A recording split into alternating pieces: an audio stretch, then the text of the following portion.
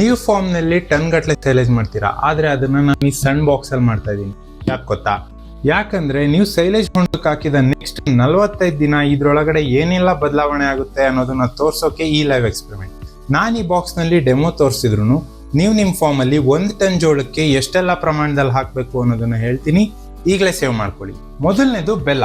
1 ton ಜೋಳಕ್ಕೆ 1% ಅಂದ್ರೆ 10 kg ಬೆಲ್ಲನ ಹಾಕ್ಬೇಕು. ಇದು ಒಳ್ಳೆ ಬ್ಯಾಕ್ಟೀರಿಯಾಗಳಿಗೆ ಎನರ್ಜಿ ಕೊಡುತ್ತೆ.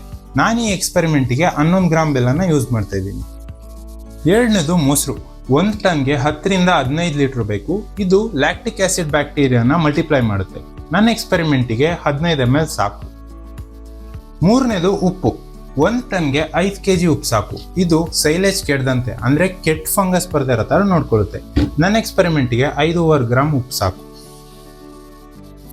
ಒಂದು ಇಂಪಾರ್ಟೆಂಟ್ ಏನಂದ್ರೆ, ನೀವು ಬೆಲ್ಲದ ನೀರು ಮಿಕ್ಸ್ ಮಾಡಬೇಕಾದ್ರೆ ನೀರನ್ನ ಬರೀ 2% ಮಾತ್ರ ಮಿಕ್ಸ್ ಮಾಡಬೇಕು. ಅಂದ್ರೆ 1 ಟನ್ಗೆ 20 ರಿಂದ 30 ಲೀಟರ್ ನೀರು ಅಷ್ಟೇ ಯೂಸ್ ಮಾಡಬೇಕು. ದೊಡ್ಡ ಮಟ್ಟದಲ್ಲಿ ಮಾಡುವಾಗ ಇದನ್ನ ಪ್ರತಿ ಲೇಯರ್ ಮೇಲೆ ಸ್ಪ್ರೇ ಮಾಡಿ ಟ್ರ್ಯಾಕ್ಟರ್ನಿಂದ ಗಟ್ಟಿಯಾಗಿ ತುಳಿಸ್ಬೇಕು.